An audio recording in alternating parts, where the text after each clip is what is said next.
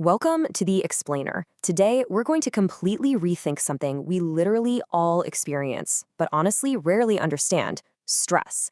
We're going to build a clear mechanical mental model so that stress stops feeling like this vague, looming thing and instead becomes something you can actually explain, predict, and work with directly. Because let's be real, for a lot of us, stress feels exactly like that, right? A mysterious, looming cloud. Just this heavy, vague feeling of being completely overwhelmed that sort of crashes the party and ruins your day without any logical explanation. But today, we're stripping away that mystery. We're going to stop looking at stress as just a bad mood and start looking under the hood at the actual mechanics of what your body and mind are really doing. So, the crucial point is that at its absolute core, stress is simply the body and mind's response to a perceived demand or threat. Think of it kind of like a Karachi power backup system. That system doesn't turn on because something is inherently bad, right? It kicks in because the load rises, the supply feels unstable, and the system automatically decides, hey, I need to protect performance. Stress works the exact same way. It is a response. It's not the event itself. Section 1. The engine, not the enemy. Stress is not the enemy. It is the engine. I absolutely love this statement because it literally changes the entire conversation. Look, a car engine isn't good or bad. It's just the part that generates power so the car can actually move. Without it, you're going nowhere. Stress is exactly the same thing. It's this incredibly vital system that supplies energy, focus, and urgency when life asks you for a bit more than usual. Its core job? Mobilizing resources. It's like turning on the lights in a room before you start sorting through a massive pile of important papers. Now, the light doesn't do the work for you, obviously, but it makes the work possible. And here's a totally fascinating detail. Your amygdala, basically your brain's built-in alarm bell, can trigger this physical reaction in milliseconds, literally well before your conscious mind has even processed what's happening.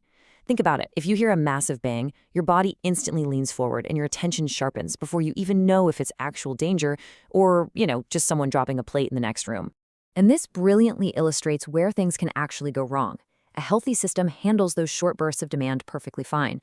But we all have a capacity limit. And limits are design features, guys. They are absolutely not moral failures.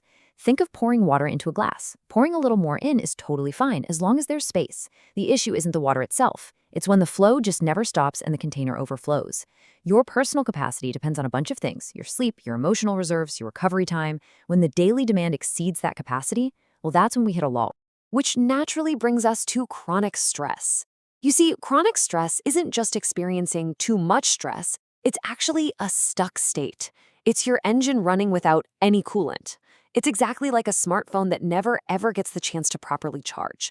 Sure, it might still turn on for a while, but everything runs slower, the battery gets super hot, and it becomes totally unreliable. The system has essentially forgotten how to hit the reset button and get back to baselining.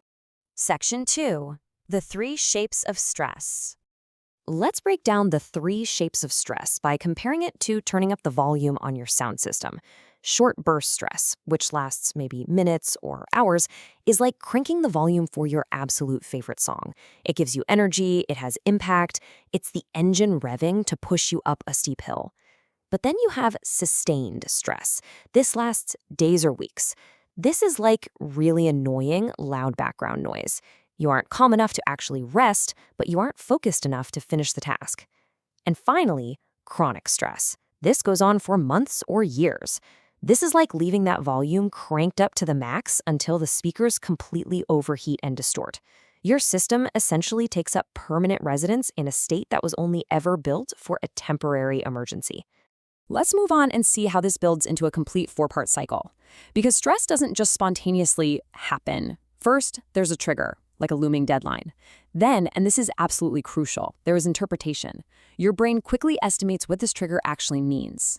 Next comes the response, that physical tension, the alertness, racing thoughts, and finally recovery, returning to baseline.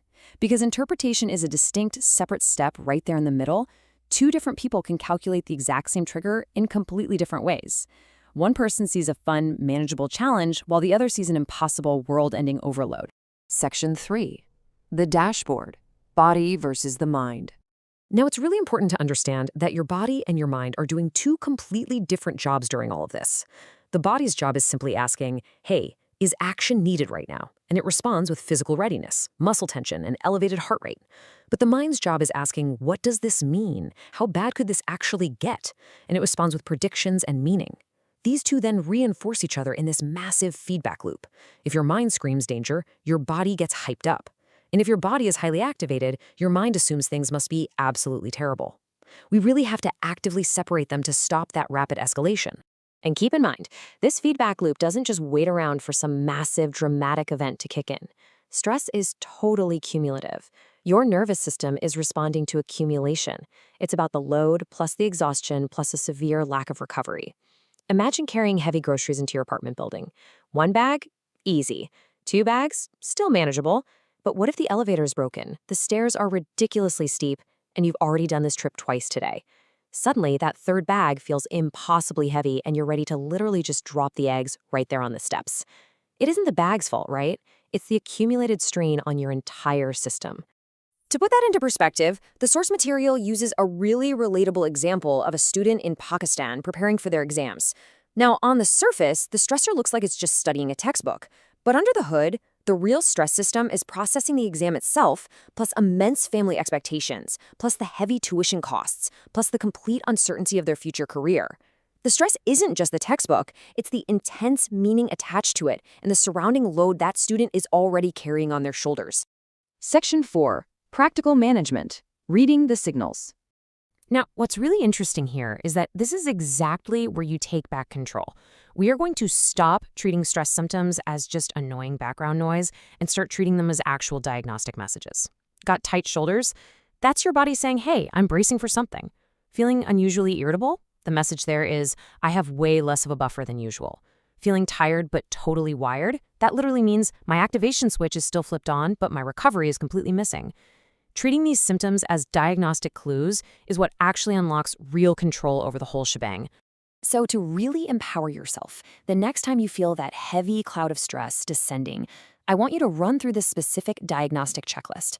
It's time to move from merely enduring your stress to intelligently reading your system. Ask yourself, what specific demand is actually active right now?